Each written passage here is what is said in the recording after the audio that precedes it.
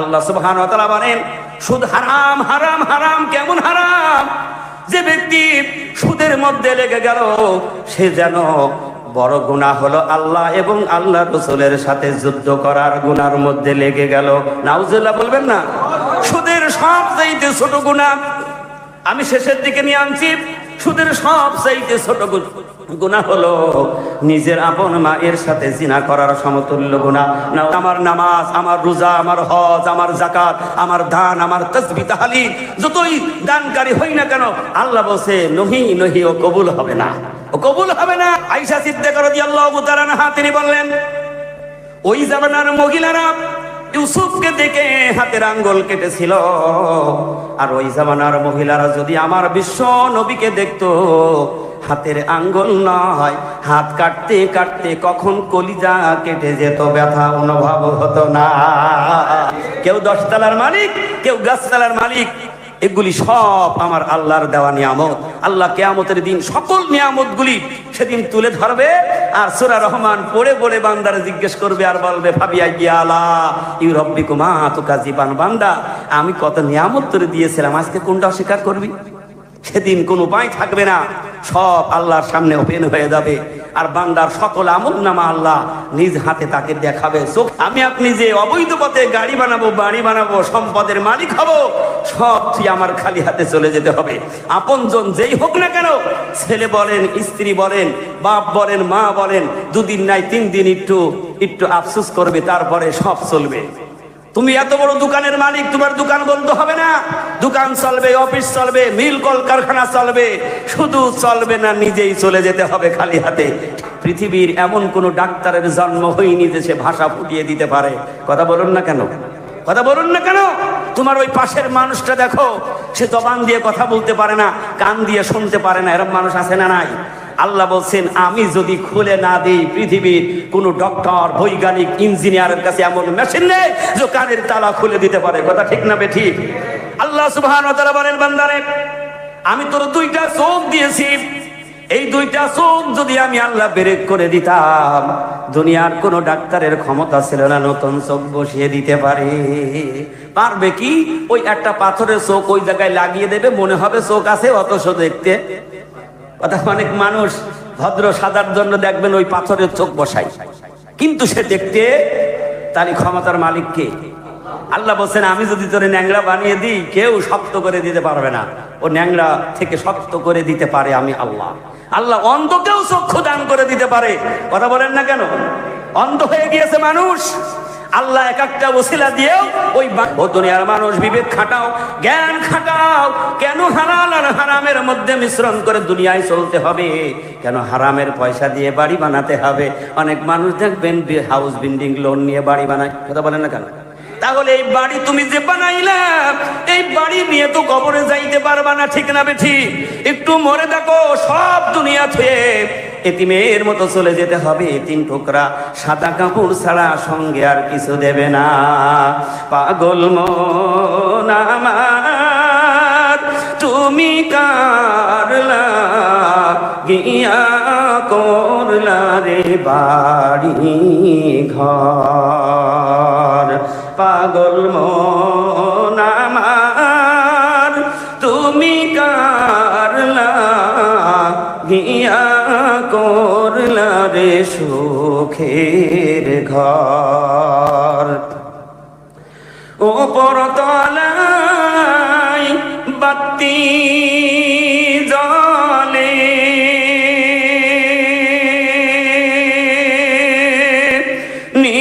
নিস্তলাতে অন্ধকার তুমি কারলা গিয়া করলা রে সুখের ঘর। পাগল মন আমার তুমি কারলা গিয়া করলা রে বাড়ি ঘর। ভাই বলো বন্ধু বলো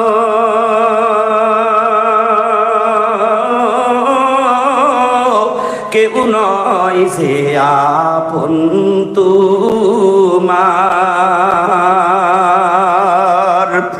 ভাই বলো বন্ধু বলো, কেউ নয় যে আপন তোমার। দুই চারটা দিন কেঁদে কেহ রাগবে না তো, খোঁজ খবর তুমি কারলা গিয়া করলা রে বাড়ি ঘর। পাগল মন আমার তুমি কারলা গিয়া করলা রে সুখের ঘর। ঠিক না বেঠিক? একটু চোখ লাগাও বাগবাড়ি মানিক তারায় ফকরি হুজরাবারও কায়েম করেছেন জামানার মুজাদ্দেদ আরিফ বিল্লাহর বাদশাহ, যার নামটা বিশ্বকোষে উল্লেখিত সুফি মুফতি আজান গাজী রহমাতুল্লাহ আলাইহি 1876 খ্রিস্টাব্দে হাক্কান আঞ্জুমান প্রতিষ্ঠা করলেন। আর হেডলাইনে লিখে দিলেন, বিনা পয়সায় দিন ও দুনিয়ার শান্তি ও মঙ্গল। সুবহানাল্লাহ বলবেন না? যারা এর কাছে আসবে ওই মানুষের দুঃখ দুর্দশা অভাব অনটন সব আল্লাহ বিদায় করে দেবে। জোরে বলুন সুবহানাল্লাহ। কারণ হলো আমরা তো বুঝি না, জামানার মুজাদ্দেদ যে কথাগুলি বলেছেন সব কথা আল্লাহ। এই নূর যদি তুমি পাইতে চাও, প্রকৃত যদি আল্লাহর বন্ধু তুমি হতে চাও, তাহলে যেই আমলের কথাগুলি বলা হয়েছে ওইগুলি কবুলে হবার শর্ত হলো হালাল রুজি রুটি। সুবহানাল্লাহ বলবেন না? এই জন্য জামানার বুধবাড়ি বিল্লার বাদশা হযরত মাওলানা সুফি মুফতি আজান গাজী রহমাতুল্লাহ আলাইহি 3 নম্বরে তিনি বলে দিলেন, হে বিশ্বের মানুষ, তুমি সুদ মুক্ত জীবন তৈরি করো, সুদকে লাথি দিয়ে বিদায় করো। সুবহানাল্লাহ জোরে বলেন। কারণ ওইটাকে তুমি রুজি রুটি মনে করো না, ওইটাকে তোমার সম্পদ মনে করো না। আল্লাহ রাসূল বলেছেন, সুদ মানুষকে ধ্বংস করে আর যাকাত সম্পদটাকে বৃদ্ধি করে দেয়। আর এর সার্টিফিকেট দেখেন, সুদ গরিবেরা দেয়, বড় লোকে খায়। কথা বলেন না কেন? সোনামণিরা রাগ করেন না, একটু বিবেক খানান। গরিবেরা সুদ দেয়, বড় লোকে খায়, আর বড় লোকে যাকাত দেয়, গরিবে খায়। তাহলে গরিব মানুষ খায় হালাল আর সুদ হলো হারাম। আল্লাহ সুবহানাহু ওয়া তাআলা বলেন, সুদ হারাম হারাম হারাম। কেমন হারাম? যে ব্যক্তি সুদের মধ্যে লেগে গেল সে যেন বড় গুনাহ হলো আল্লাহ এবং আল্লাহ রাসূলের সাথে যুদ্ধ করার গুনার মধ্যে লেগে গেল। নাউজুবিল্লাহ বলবেন না? সুদের সবচাইতে ছোট গুনাহ আমি শেষের দিকে নিয়ে আনছি। সুদের সবচাইতে ছোট গুনাহ হলো নিজের আপন মায়ের সাথে জিনা করার সমতুল্য গুনাহ। নাউজুবিল্লাহ জোরে বলেন। ও দুনিয়ার মানুষ, বিবেক খাটাও, জ্ঞান খাটাও। কেন হালাল আর হারামের মধ্যে মিশ্রণ করে দুনিয়ায় চলতে হবে? কেন হারামের পয়সা দিয়ে বাড়ি বানাতে হবে? অনেক মানুষ দেখবেন হাউস বিল্ডিং লোন নিয়ে বাড়ি বানায়। কথা বলেন না কেন? তাহলে এই বাড়ি তুমি যে বানাইলা, এই বাড়ি নিয়ে তো কবরে যাইতে পারবা না। ঠিক না বেঠিক? একটু মরে দেখো, সব দুনিয়া থেকে এতিমের মতো চলে যেতে হবে। 3 টুকরা সাদা কাপড় ছাড়া সঙ্গে আর কিছু দেবে না। পাগল মন আমার তুমি কারলা গিয়া করলা রে বাড়ি ঘর। পাগল মন আমার তুমি কারলা গিয়া করলা রে সুখের ঘর। ওপর তলায় বাতি জ্বলে,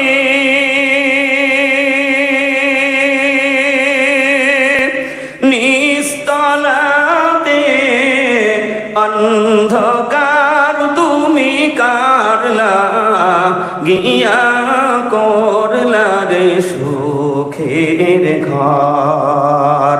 পাগল মন আমার তুমি কারলা গিয়া করলা রে বাড়ি ঘর। ভাই বলো বন্ধু বলো,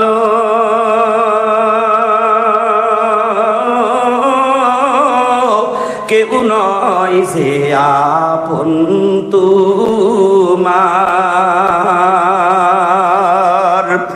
ভাই বলো বন্ধু বলো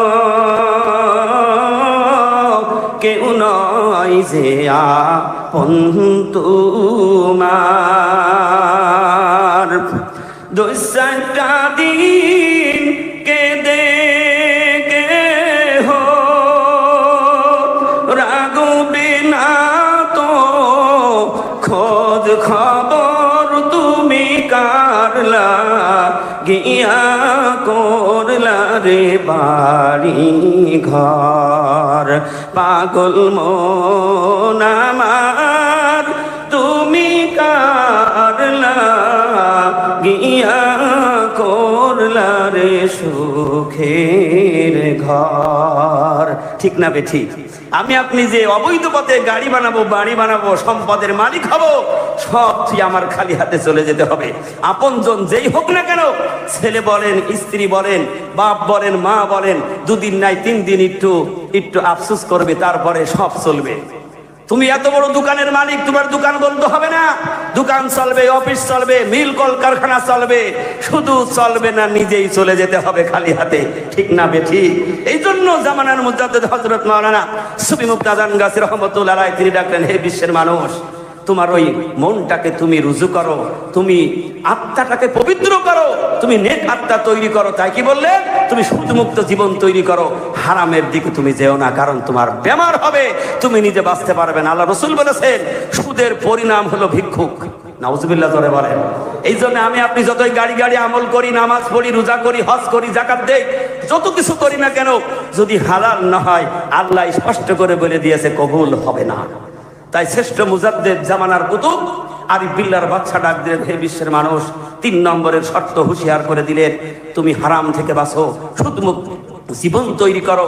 কারণ আল্লাহ রসুলকেই তো স্পষ্ট করে বলে দিলেন, কিন্তু যেই রসুলের আমল নামায় জিন্দিগিতে গুনার বাতাস পর্যন্ত লাগে নাই। সুবহানাল্লাহ বলবেন না? রসুলকে বলার উদ্দেশ্য হলো এইটাকে ভয়াবহ জানানোর জন্য, এইটার গুরুত্ব জানানোর জন্য আল্লাহ রসুলকে ডাক দিলেন। কি বললেন? ইয়া আইয়ুহার রাসূলু কুলু মিনাত তাইয়্যিবাতি ওয়া আমালু সালিহা। হে রসুল, তুমি হালাল খাও, আমলে সালেহ করো।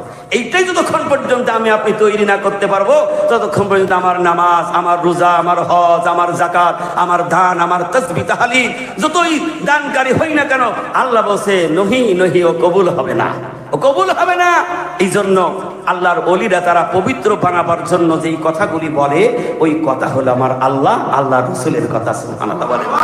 4 নম্বরে বলে দিলেন, সাধ্যমতো তাকওয়া পরহেজগারি। এটাই আমার শেষ কথা। এই সাধ্যমতো তাকওয়া মানে কি? তাকওয়া হলো আল্লাহর ভয়। তাকওয়া হলো আল্লাহর ভয়। যে যত আল্লাহর উপরে ভয় করতে পেরেছে, সে তত মুমিন হয়ে গিয়েছে। আর ওই মুমিনের জন্য সর্বাবস্থায়, সর্বক্ষণে সাহায্য করার মালিক হলো আমার আল্লাহ। সে যে অবস্থায় থাকুক না কেন, কে সাহায্য করবে? তার কোনো ভয় ডর, কোনো চিন্তা ফিকির, কোনো কিছু লাগবে না। কারণ সর্বাবস্থায় যদি আল্লাহই তার সাথী হয়, সাহায্যকারী হয়, আল্লাহ সুবহানাহু ওয়া তাআলা সেই কথাটাও তো কালাম পাকের মধ্যেই বলেছে। আল্লাহ রাব্বুল আলামিন বলেন, ওয়া কানা হাক্কান আলাইনা নাসরুল মুমিনিন। আল্লাহ বলেন, প্রত্যেকটা মুমিনের জন্য সাহায্য করা সর্বাবস্থায় আমি আল্লাহর পক্ষ থেকে ওয়াজিব হয়ে যায়। তার মুমিন যদি আল্লাহর প্রতি তাওয়াক্কুল করে, না হবে তার রিজিকের ভয়, না হবে তার দুনিয়ার কোনো কর্মের ভয়, সকল জিম্মাদার যদি আল্লাহ নাই, কোনো অসুবিধা হয়? সুবহানাল্লাহ বলবেন না? তুমি যতই চেষ্টা করো না কেন, তুমি রুজি রুটি নিজে বানাইতে পারবা না। একটা চিন্তা করেন, মাঠে কৃষক ধান বনে কিনা বলেন, ওর যদি বেশি ক্ষুধা লাগে, বেশি অভাব হয়, ও যদি মনে করে 3 মাস পরে পাবো, যাক 2 মাসের ভিতরে আমি কেটে বাড়ি আনি, আমি ফসল পাবো, পেরেছে পর্যন্ত কেউ? কারণ ও ধানের মধ্য থেকে, গাছের মধ্য থেকে ফসল ফলিয়ে দেয় আমার আল্লাহ। একটা ধানের মধ্যে যদি দানা না হয়, সিটা হয়, আজ পর্যন্ত পৃথিবীর কোন বৈজ্ঞানিক আবিষ্কার করে, ওষুধ স্প্রে করে ওর মধ্যে দানা আনতে পারে নাই। তাহলে রুজি রুটির মালিক কে? কথা বলেন কে? তুমি যতই বাহাদুরি করো না কেন, সব ক্ষমতার মালিক আল্লাহ। যদি না হতো, গাছতলার 10 তলার মালিক হতো না। ঠিক না বে ঠিক? কেউ 10 তলার মালিক, কেউ গাছতলার মালিক। এগুলি সব আমার আল্লাহর দেওয়া নিয়ামত। আল্লাহ কিয়ামতের দিন সকল নিয়ামতগুলি সেদিন তুলে ধরবে, আর সূরা রহমান পড়ে পড়ে বান্দারা জিজ্ঞেস করবে আর বলবে ফাবিআইয়ি আলাইহি রাব্বিকুমা তুকাযিবান, বান্দা আমি কত নিয়ামত তোরে দিয়েছিলাম, আজকে কোনটা অস্বীকার করবি? সেদিন কোনো উপায় থাকবে না, সব আল্লাহর সামনে ওপেন হয়ে যাবে, আর বান্দার সকল আমলনামা আল্লাহ নিজ হাতে তাকে দেখাবে, চোখে দেখবে। সুবহানাল্লাহ বলবেন না? আল্লাহ বুঝে দেখাতে পারবে না?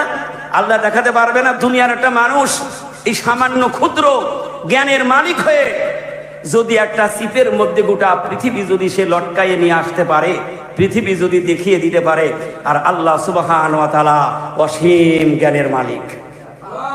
আল্লাহ বলছেন আমি কত বড় জ্ঞানের মালিক, তোমার নিজের দিকে তুমি একটু ভেবে দেখো, তোমার নিজের দিকে একটু চিন্তা করে দেখো। আমি আল্লাহ তোমাকে দুর্বল করে সৃষ্টি করেছিলাম, সবল করে দিয়েছে আমি আল্লাহ, তুমি নিজে নিজে হইতে পারোনি, তোমার জবানের ভাষা ছিল না, এই ভাষা দিয়েছে আমি আল্লাহ। কেন আমার গোলামি করবা না? কেন শুকরগুজারি করবা না? আমি আল্লাহ যদি তোমার ভাষাটা বেরেক রেখে দিতাম, পৃথিবীর এমন কোন ডাক্তারের জন্ম হয়নি যে সে ভাষা ফুটিয়ে দিতে পারে। কথা বলুন না কেন? কথা বলুন না কেন? তোমার ওই পাশের মানুষটা দেখো, সে জবান দিয়ে কথা বলতে পারে না, কান দিয়ে শুনতে পারে না, এরকম মানুষ আছে না নাই? আল্লাহ বলছেন আমি যদি খুলে না দিই, পৃথিবীর কোন ডক্টর, বৈজ্ঞানিক, ইঞ্জিনিয়ারের কাছে এমন মেশিন নেই যে কানের তালা খুলে দিতে পারে। কথা ঠিক না বেঠিক? আল্লাহ সুবহানাহু ওয়া তাআলা বলেন বান্দারে আমি তোর দুইটা চোখ দিয়েছি, এই দুইটা চোখ যদি আমি আল্লাহ বেরেক করে দিতাম, দুনিয়ার কোন ডাক্তারের ক্ষমতা ছিল না নতুন চোখ বসিয়ে দিতে পারবে কি? ওই একটা পাথরের চোখ ওই জায়গায় লাগিয়ে দেবে, মনে হবে চোখ আছে, অথচ দেখতে।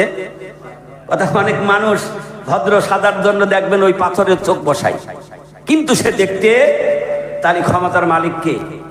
আল্লাহ বলছেন আমি যদি তোরে ন্যাংরা বানিয়ে দিই, কেউ শক্ত করে দিতে পারবে না, ও ন্যাংরা থেকে শক্ত করে দিতে পারে আমি আল্লাহ। আল্লাহ অন্ধকেও চক্ষু দান করে দিতে পারে।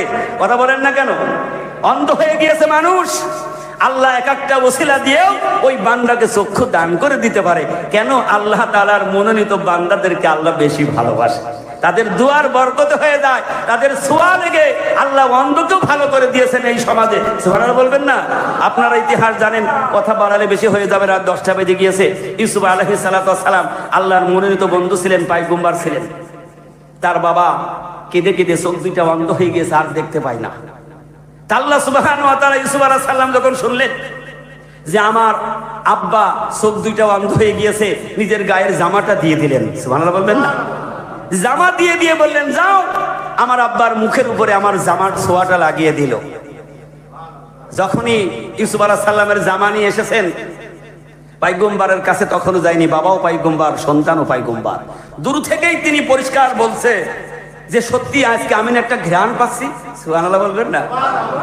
বলে দীর্ঘদিন পরে আমার মনে হচ্ছে আমার ইউসুফের ঘ্রাণ আমার নাকের কাছে আসছে, কারণ ইউসুফ ছিল আল্লাহর মনোনীত বান্দা, যাদের প্রতি আল্লাহ রাজি আর খুশি, তারা যদি ডাক দেয় আল্লাহ শুনতে বাধ্য। সুবহানাল্লাহ বলবেন না? ইউসুফ আলাইহিস সালামের যাওয়ার ছোঁয়া লেগে ইউসুফ আলাইহিস সালামের পিতার চোখ ভালো হয়ে গেল। আখিরি জামানার পয়গম্বর বিশ্ব নবী জনাবে মুহাম্মদুর রাসূলুল্লাহ সাল্লাল্লাহু আলাইহি ওয়াসাল্লামের মর্যাদার দিক থেকে আল্লাহ পরিষ্কার বলেছে, কোথায় ইউসুফ আর কোথায় আমার পয়গম্বর বিশ্ব নবী জনাবে মুহাম্মদুর রাসূলুল্লাহ সাল্লাল্লাহু আলাইহি ওয়াসাল্লাম। সকল দিক থেকে তিনি মর্যাদার শ্রেষ্ঠে, সকল দিক থেকে তিনি দামি। আয়েশা সিদ্দিকা রাদিয়াল্লাহু তাআলা আনহা তিনি পরিষ্কার বলেছিলেন যে এই দুনিয়ার মানুষ, তোমরা রসুলকে চিনতে পারোনি, তোমরা রসুলকে এখনো দেখোনি।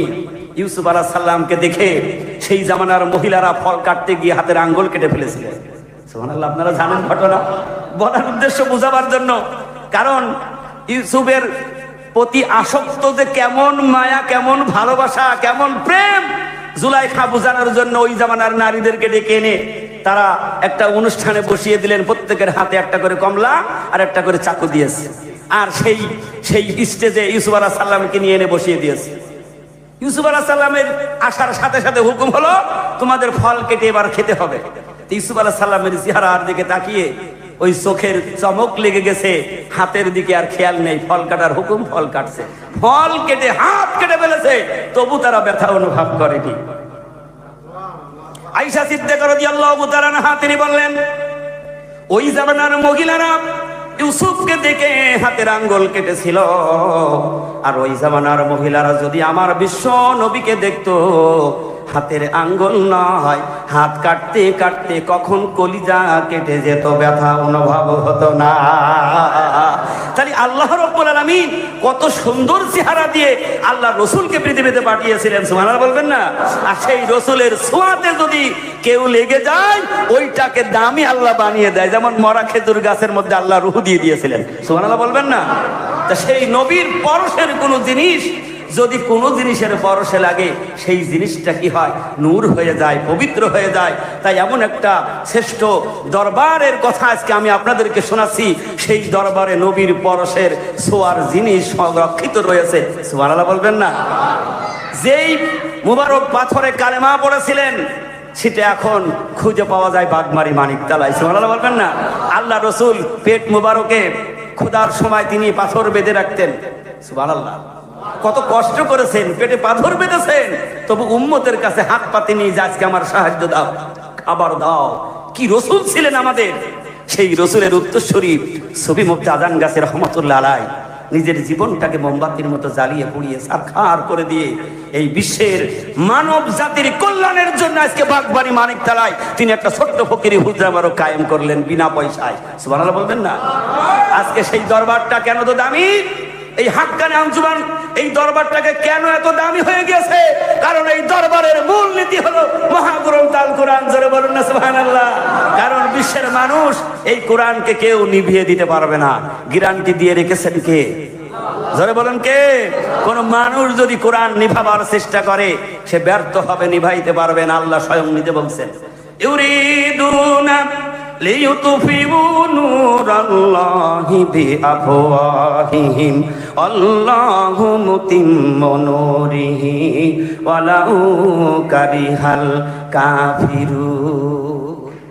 আল্লাহ রাব্বুল আলামিন বলেন, হে অবিশ্বাসীরা, তোমরা মনে করছো মুখের ফু দিয়ে আমার কালাম দুনিয়া থেকে নিভিয়ে দেবে? না না না, পারবা না। ও দুনিয়ার মানুষ শুনে রাখো, ইলেকট্রিক বাতি জ্বলছে, যত মানুষ এখানে আসছে যদি ফু লাগায়, লিভানো যাবে নাকি? সারা ভারতবর্ষ নয়, গোটা পৃথিবীর মানুষ একসঙ্গে যদি বাতির গায়ে ফু লাগায়, লিভানো যাবে না। কারণ ওর একটা নির্দিষ্ট সুইচ আছে। এই মহাগ্রন্থ আল কোরআনের বাড়ি ঘর হলো লাউহে মাহফুজে। আর আল্লাহ নিজে বলছেন, দুনিয়ার মানুষ মনে করেছো আমি কোরআন নাজিল করে মনে হয় ছেড়ে দিয়েছি। না, আল্লাহ পরিষ্কার করে শুনিয়ে দিলেন, নাহনু নাযালনাল যিকরা ওয়া ইন্না লাহু লাহাফিজুন। সুবহানাল্লাহ। আল্লাহ নিজে বলেন, কোরআন নাজিল করেছি আমি আল্লাহ, আর এর সবটুকু সংরক্ষণের দায়িত্ব আমি আল্লাহ আমার নিজে হাতে রেখেছি।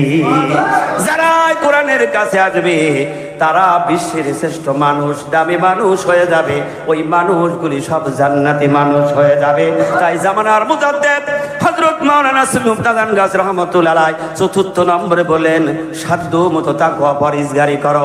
যদি আল্লাহর ভয় অন্তরের মধ্যে যদি তোমার লেগে যায়, ওই মানুষটা কখনো মিথ্যা বলবে না, আল্লাহর ভয় হয়ে গেলে চুরি করবে না, ওই মানুষটা কখনো জিনা ব্যভিচারিতে যাবে না, ওই মানুষটা কখনো সুদের সংস্পর্শে যাবে না, ওই মানুষ অন্যের হক নষ্ট করবে না।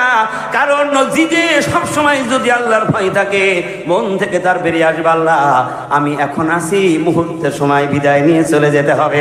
তাহলে কি জন্য আমার সম্পদের দরকার? কেন আমার বাড়ির দরকার, গাড়ির দরকার? এত হালাল হারাম সংমিশ্রণ করে সম্পদের মালিক হয়ে কোনো লাভ নেই। আল্লাহ বলেন, ইয়াউমা লা ইয়ানফাউ মালু ওয়ালা বানুন। ও দুনিয়ার মানুষ, সেই দিনের দিকে তাকাও, তোমার দুনিয়ার কোনো সম্পদ তোমার কাজে আসবে না। ওই সম্পদ তখনই কাজে লাগবে, ওই সম্পদটা যদি দিনের পথে তুমি ব্যয় করো, সত্য পথে যদি খরচ করো। ওই সম্পদের কথা জামানার শ্রেষ্ঠ মুজাদ্দেদ সাবর সিংহপুরী রহমাতুল্লাহ আলাইহি তিনি তার পাক জবানে বাগমারি পার্কের ময়দানে বলতেন, ও দুনিয়ার মানুষ, তোমার ওই সম্পদটা এমন জায়গায় জমা দাও, তার দুনিয়ার কোনো চোর ডাকাতে লুটে নিতে পারবে না। কাজেই তোমার ওই সম্পদ দিনের পথে খরচ করো, ব্যয় করো। কারণ আল্লাহ নিজে বলেছেন, ইন্নাল্লাহা আশতারা মিনাল মুমিনিনা আনফুসাহুম ওয়া আমওয়ালাহুম বিআন্না লাহুমুল জান্নাহ। সুবহানাল্লাহ বলবেন না? আল্লাহ খুললাম কালাম পাকের মধ্যে বলে দিয়েছেন, দুনিয়ার মানুষ, তোমার জান আর মাল আমি আল্লাহ খরিদ করে নিয়েছি জান্নাতের বিনিময়। সুফি মুফতি আজান গাছের রহমতুল্লাহ আলাইহি সকল কিছু প্র্যাকটিক্যালে দেখিয়ে গেলেন। বিশ্বের মানুষ, এই দুনিয়াটা হলো ক্ষণস্থায়ী জিন্দিগি, চিরস্থায়ী জিন্দিগি হলো আখিরাতের জিন্দিগি। এই জন্য আজকে যারা আমরা এই দোয়ার অনুষ্ঠানে ওয়ারসিকুল মজলিসে এসেছি, এই বাড়ির একজন মহামূল্যবান একজন ব্যক্তি ছিলেন আমার ভাইজানের আম্মা জান। কিছুদিন আগেই তিনি দুনিয়া ছেড়ে চলে গিয়েছে। আল্লাহ যেন তাকে জান্নাতবাসী করে দেন, সুবহানাল্লাহ বলবেন না? কারণ মা বাবা হলো সবচেয়ে দামি সম্পদ। মা বাবা এত দামি সম্পদ, আল্লাহ নিজে বলছেন যে তুমি আমার গোলামি করো, আমার হুকুম মানো, তোমার মা বাবার গোলামি করো, তার হুকুম মারো, মা বাবাকে বেশি বেশি করে খেদমত করো। খবরদার তোমার ওই মা বাবা যেন এক জাররা পরিমাণ তোমার প্রতি কোন শব্দ ব্যবহার না করে, তোমার প্রতি যেন জাররা পরিমাণ রাগ না করে। তুমি যদি তোমার ওই মার কাছ থেকে মাপ না নিতে পারো, কাল কিয়ামতের দিন আল্লাহ রাসূল বলছেন, তুমি যদি কাবার ইমাম হও তবু তোমার কোনো নাজাত হবে না। আল্লাহু আকবার। এই জন্য সেই মা বাবার হক আদায় করার জন্য আল্লাহ তাআলা তার প্রত্যেকটা সন্তানের উপরে নোটিশ জারি করে দিয়েছেন। সুবহানাল্লাহ বলবেন না? আল্লাহর পক্ষ থেকে নোটিশ জারি হয়েছে।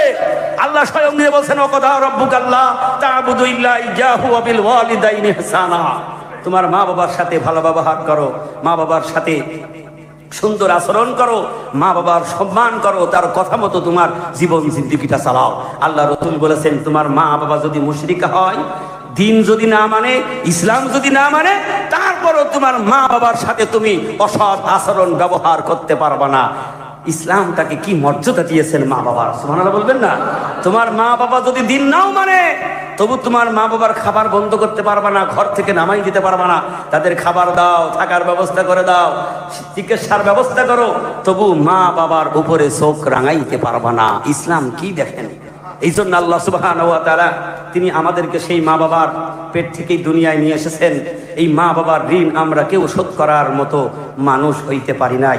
তাই জামানার শ্রেষ্ঠ মুজাদ্দিদ কামেল ওলি আল্লাহ হযরত মাওলানা সুফি মুফতি আজান গাছী রাহমাতুল্লাহ আলাইহি তিনি ওই আল্লাহ পাকের নির্দেশ মোতাবেক এমন একটা দরবার প্রতিষ্ঠা করে ওয়ারসিকুলের পথ জারি করে দিয়েছেন যে প্রত্যেক দিন একটা বান্দা শেষ শুধু আমল করবে, আর 24 ঘন্টার মধ্যে 8 খতম কালাম পাকের নেকি তার সকল মা বাবা, সকল পূর্বপুরুষের উপরে বিনা দ্বিধায় সওয়াব রিসানি করতে পারবে। জোরে বলুন না সুবহানাল্লাহ। সামান্য 3 মিনিটের ওজিফা যে পড়বে, সে কোটি কোটি নেকি তার মা বাবা, পূর্বপুরুষ, তাম পৃথিবী কুল কায়নাতের উপরে দোয়া বক্সাবে। আর এই সন্তানের মা বাবার ঋণ তখনই শোধ হবে যখন সন্তান তার মা বাবার জন্য দুটো হাত তুলে আল্লাহর কাছে দোয়া করবে। আল্লাহ সুবহানাহু ওয়া তাআলা ওই সন্তানের হাতটা কবুল করে নিয়ে, মা বাবার যদি জিন্দেগিতে কোনো অন্যায় থাকে, গুনাহ থাকে, সন্তানের ওসিলায় আল্লাহ মাফ করে মা বাবার কবরটাকে জান্নাত বানিয়ে দেয়। সুবহানাল্লাহ। তাই সেই দরবার প্রতিষ্ঠা করেছেন শ্রেষ্ঠ মুজাদ্দিদ হযরত মাওলানা সুফি মুফতি আজান গাছী রাহমাতুল্লাহ আলাইহি। আজকে আমরা সেই ওয়ারসিকুল মজলিসে এসেছি। আমি অনেক কথায় কথায় আলোচনা অনেক লম্বা করে ফেলেছি। আল্লাহর রাস্তে আপনারা আমাকে মাফ করে দেবেন। আর আপনাদের কাছে একটাই দোয়া প্রার্থী, আল্লাহ সুবহানাহু ওয়া তাআলা যে দুদিন হায়াতের জিন্দেগিতে রেখেছেন, আমার 5 কামেল মুর্শিদের নকশে কদম মুবারকে যেন চলতে পারি। আমাদের প্রত্যেকের সেই তামান্না থাকবে, আল্লাহ তোমার ওলিদের পথ নির্দেশ যেন মেনে আমরা দুনিয়া থেকে যাইতে পারি। আল্লাহ তুমি সেই তৌফিকটা দাও।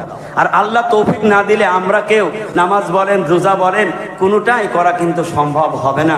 যদি আল্লাহর রাজি খুশি থাকে, সব করা আমাদের সহজ হয়ে যাবে।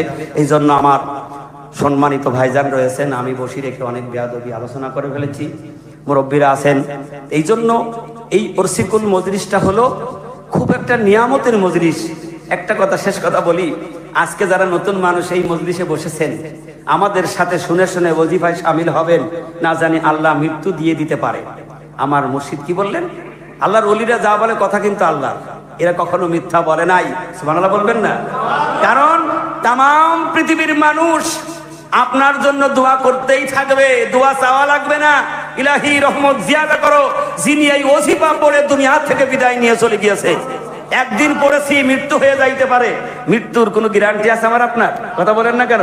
কিন্তু অগণিত পীর ভাই, পীর বোন 26টা ভাষার অল পৃথিবীব্যাপী এই হাক্কানি আঞ্জুমানের ছায়া তলে যোগদান করেছে, এই ওজিফা, এই নামাজ সব আমল করছে একজন আর একজনের অসাক্ষাতে।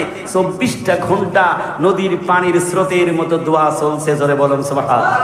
এই জন্য আমরা যদি এই দরবারের সাথে সম্পর্ক রাখতে পারি, বেশক আল্লাহ দুনিয়াতেও শান্তি দেবেন, আখিরাতে মুক্তির ফয়সালা করে দেবেন। আল্লাহ পাক আমাদের সকলকে হাক্কানি আঞ্জুমানের ছায়াতলে এসে কামেল মুর্শিদের নকশ কদম মুবারকে চলার তৌফিকটা দান করুক। আর আমি আরো দাওয়াত দিচ্ছি, আপনাদের বাড়ির কাছেই বাগমারি মানিকতলা ওলি আল্লাহ কি আছে আর দরবারটা কি আছে, আপনারা যাবেন, এক নজর দেখে আসবেন। যার চেহারা তাকাইলে আল্লাহর কথা স্মরণ হয়, যেই মানুষের চেহারার দিকে তাকাইলে নবীর আদর্শের কথা স্মরণ হয়, সেই মানুষটা যদি হাত তুলে দোয়া করে, আল্লাহ সুবহানাহু ওয়া তাআলা বলেছেন আমি সব দোয়া ফেরত দিতে পারি। যারা আমার জন্য শ্রম দিয়েছেন, আমার জন্য জীবনটাকে উৎসর্গ করে দিয়ে আমার তাসবিহ তাহলিল পাঠ করে করে যারা মুস্তাজাবুদ দাওয়া হয়ে গিয়েছে, আমি আল্লাহ সুবহানাহু ওয়া তাআলা সেই বন্ধুর দোয়া কখনো ফেরত দিই না। জোরে বলুন সুবহানাল্লাহ। এই জন্য আল্লাহ তাআলা যেন তার শেষ